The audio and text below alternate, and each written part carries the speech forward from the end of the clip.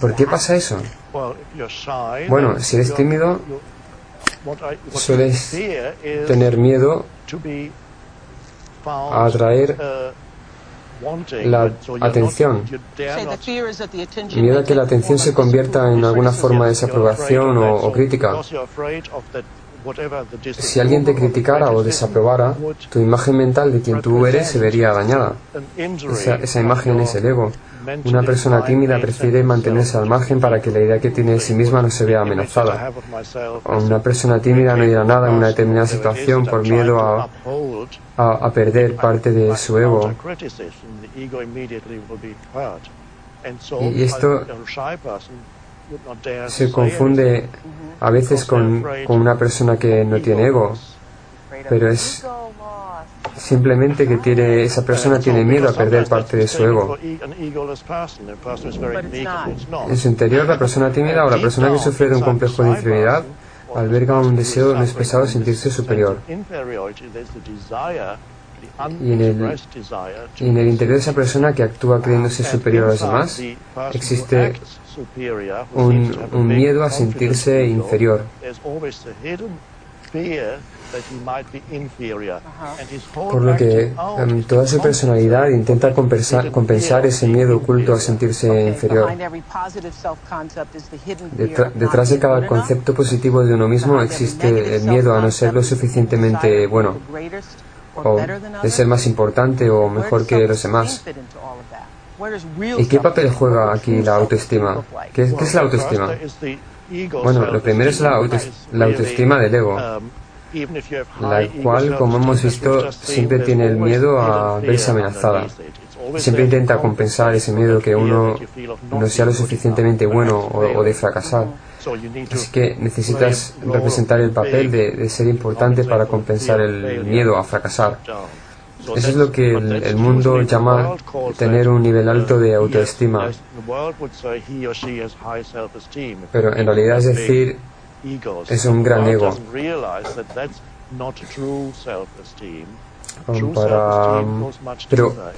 Pero esta no es la verdadera autoestima. La verdadera autoestima se encuentra en un lugar mucho más profundo. Se encuentra en la fuente de todo poder y la vida. De todo poder y vida. En ese lugar al que hacíamos referencia al hablar de las profundidades del lago. En ese lugar de pura quietud del que nace todo lo demás. La potencialidad de todas las formas se encuentra en cada humano. Solo hay que encontrar la quietud para acceder a ella. Así que la autoestima sería el darse cuenta de esa potencialidad, esa presencia que yace allí. Más bien nace de allí. Y la potencialidad, la presencia de todos nosotros es exactamente la misma, ¿no? Sí, y cuando reconoces eso y actúas desde ahí, entonces es cuando encuentras la verdadera autoestima.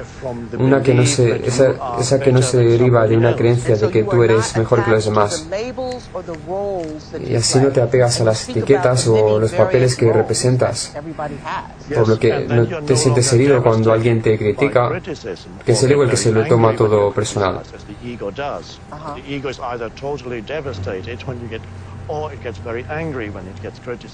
Es el ego el que se enfada. Sin embargo, el papel es que son mucho más que simples papeles. Por ejemplo, el papel de madre. Esto ha sido así en todas las sociedades. Es un papel muy real. Sí, sería interesante diferenciar entonces lo que es una función que uno debe desempeñar en esta vida durante un tiempo. Si tienes un hijo, tu función es la de ser madre y cuidar de tu hijo con todo lo que eso implica. Todo eso está bien, pero si una mujer se sintiera tan identificada con esa función que no fuera capaz de superar el hecho de que algún día su hijo va a crecer y no va a necesitar sus cuidados de la misma manera, entonces el papel se convertiría en un problema. Porque la mujer se habría quedado bloqueada en el papel de madre. Hay muchas madres que siguen tratando a sus hijos adultos como si fueran niños. Hacen esto porque no son capaces de desidentificarse del papel que tenían como padre o como madre. No pueden dejar marchar el papel. Pierden de vista la función primordial que tenían como padres, de corregir y ayudar y proteger a sus hijos, y quieren continuar igual incluso cuando ya no es apropiado, porque están apegados a ese papel.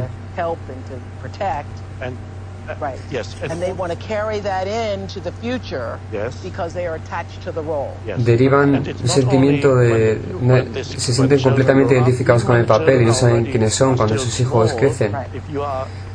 Los padres se pueden llegar a obsesionar con ser demasiado protectores o con el controlar a sus hijos, o ciertas funciones se pueden llevar al extremo, convirtiendo lo que es algo natural en algo obsesivo. Lo que en un principio era bueno puede terminar convirtiéndose en un problema.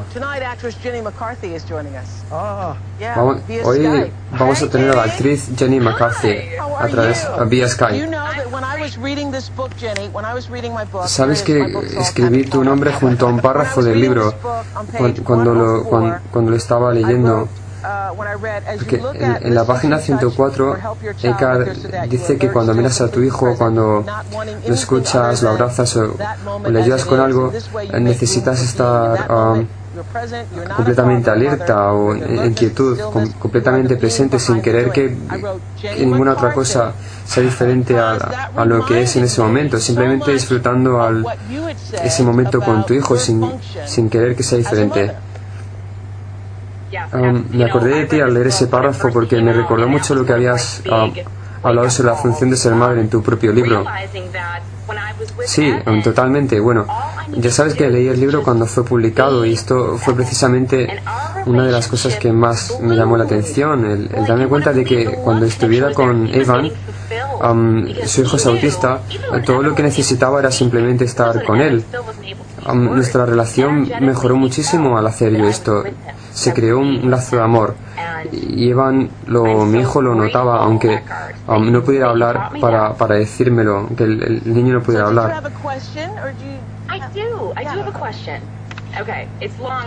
Mi pregunta es un poco larga, así que sed pacientes conmigo.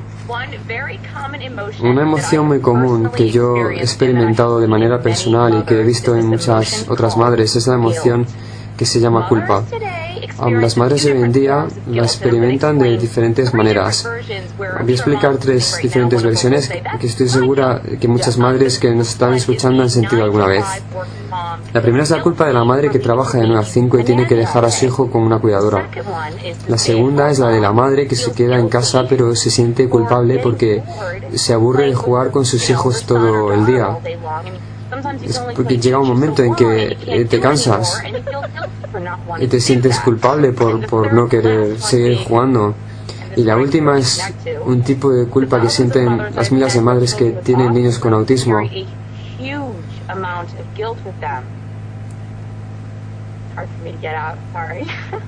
Esto es difícil para mí.